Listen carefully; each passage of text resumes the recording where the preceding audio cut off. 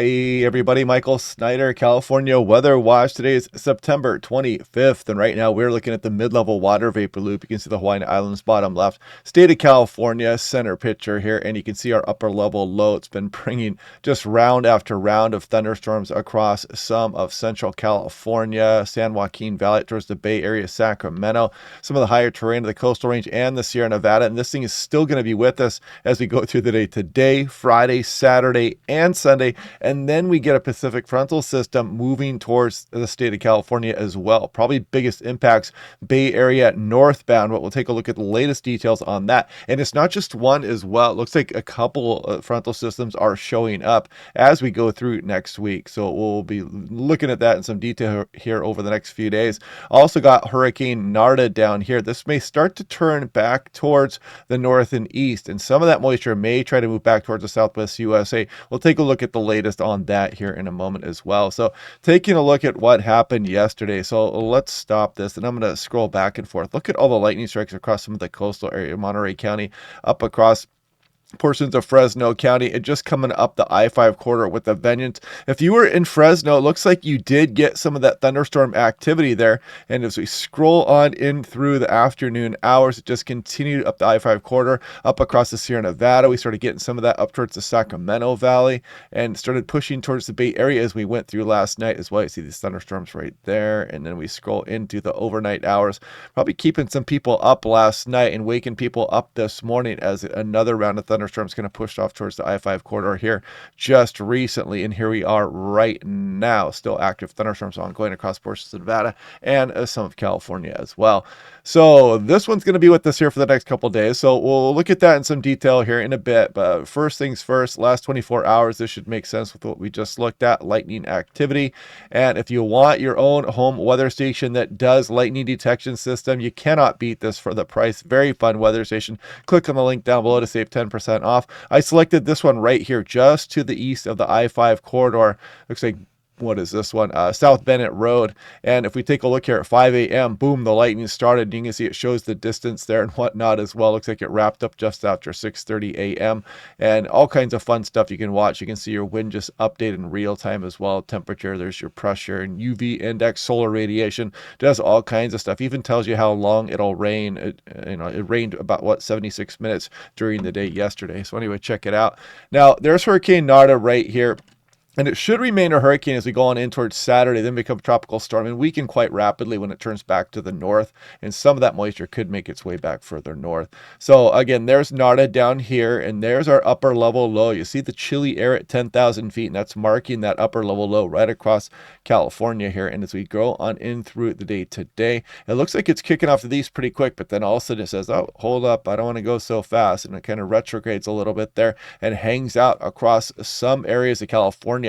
And this could be bringing some isolated locations of some very heavy rainfall, more than isolated actually, could be more scattered, and some pretty active thunderstorm activity as we go on into the day, Saturday and Sunday. And then you can see the next batch of cold air really rolling in here that's going to usher that frontal system in towards the state of California, and then maybe another frontal system as we go on into the mid portion of next week behind that. And you can also see Narda off to the south kind of get pulled back to the north and west. How much of that moisture will make it doesn't matter really too much, but we'll take a look at that here in a moment as well. But yeah, nice frontal system rolling in as we go through the early portion of next week. Now at 18,000 feet, 500 millibars, you can really see this upper level low. And if you look at this on the surface, you're not seeing much with surface response to it. That's why the meteorologists call these upper level low, because they're much more discernible by their upper level characteristics. And of course, it is causing some pretty sensible weather down at the surface with all this lightning and thunderstorm activity and some heavy rainfall. So there's that upper level low. Again, it kind of stops and sits and spins right over the California-Arizona border. So that's going to be bringing some thunderstorms, probably moving from east to west here across portions of California as we go on into the day Saturday and Sunday. And then you can really see the pattern change coming in here. My goodness, fall starts to arrive here for central and northern California with a pretty potent frontal system rolling through. And again, maybe a 1-2 punch. You see that next one rolling in there as we go through the day on Tuesday. And you can also see Narda floating around down there and get pulled back to the north and east as well. Now, 200 millibars, this is 39,000 feet up. This is where the jets are. This is way up in the atmosphere. And this is what would be known as a subtropical jet. Here's the polar jet up there across the Gulf of Alaska. Here's California. You can see our upper level low just makes a little dent in the subtropical jet stream that is our upper level low. And you can kind of see it hanging around here, still fairly cut off from that polar jet, just sitting and spinning here across California. And then you can see the big pattern change coming as the polar jet starts to drive down. And there is our frontal system as we go through the day on Sunday night. That will hang out a bit, and then maybe another one as we go on in through Tuesday. So take a look at precipitable water. So it's been feeling tropical out there. I get a lot of comments on that, and it was pretty well forecast in advance. We've been watching the channel. We've been talking about it for a while, and we got that subtropical moisture back up over the area. And it's going to be with us here as we go on through the day today, on in through Friday. It looks like it's kicking off to the east, like I mentioned again, but doesn't want to go anywhere quick until this next frontal system starts to usher things off to the east. And there's Narda spreading some of its moisture back to the north and east at the last moment. So anyway, let's take a look at the Doppler radar and what it should look like here over the next 60 hours as we go through this morning and on in through the early morning, early afternoon. You can see the thunderstorm activity shifting as we go through this afternoon across the Sierra Nevada and portions of Nevada. Tonopah, Nevada looks like it might get some heavy rainfall out there. And then we go on in through Thursday night into Friday. It looks like we get a break from it, but then we go to Friday. You see some of these thunderstorms here popping back up, maybe coming off into the foothills of the Sierra Nevada. Desert areas, watch out as you go through the afternoon on Friday. You see some of those moving from northeast to southwest across the region. Those could be packing some serious lightning potentially. You see Ontario's right there, some of the higher terrain, the Transverse Peninsula Range. Those moving again from northeast to southwest. And then you can see some of that even trying to push out across Los Angeles County, maybe getting to the foothills there, maybe a stray shower even moving over Los Angeles, who knows. But then we'll go on into Saturday and watch the showers again pop up, pretty widespread. And again, some of these could be gully washers, very heavy rainfall, some dangerous lightning associated with this, some gusty winds as we go through the day on Saturday, and Sunday would likely be a repeat. You can see all those heavy rainmakers as you go through the day on Saturday, this upper level low not going anywhere quick. And one more look at the high resolution model at 10,000 feet, 700 millibars. Look at that spin. I'm just going to loop this through a few times. You can kind of see it spin and bob and weave and move off to the east very slowly as we go on in through the day on Saturday.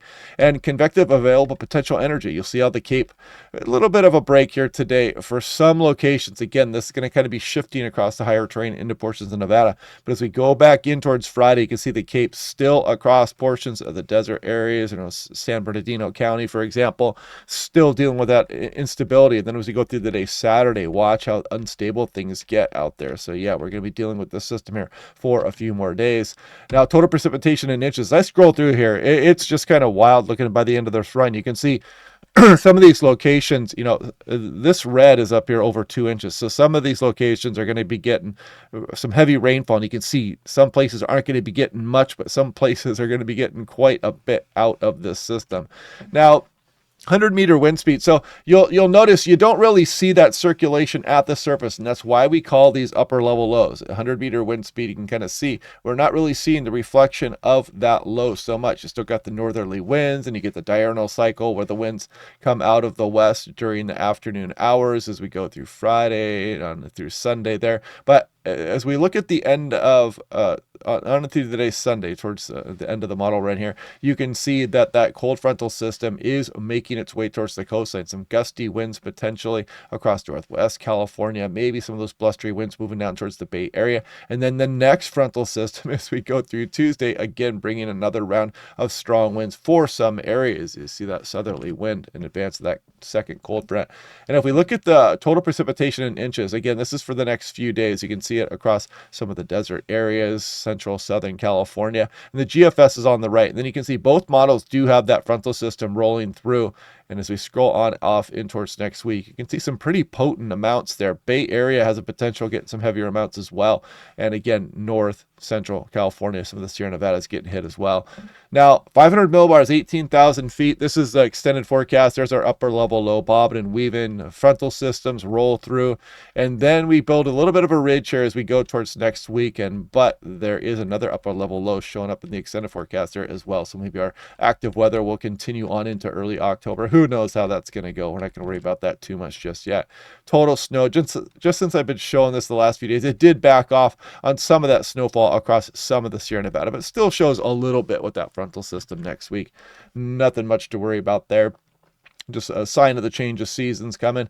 6 to 10 day. Got the near normal kind of mixed bag here across a lot of the state of California. And there's this 6 to 10 day as well. Still has us mostly in the above normal category there. And yeah, so check back on the Patreon page daily. I will be posting updates there. This is working now totally independent of the YouTube channel, so if there's ever any more problems with getting hacked or anything, you check the Patreon page to see what the updates are. But anyway, hope you guys are having a good day. Click like and subscribe. We'll do this all again tomorrow, and I'll talk to you guys then.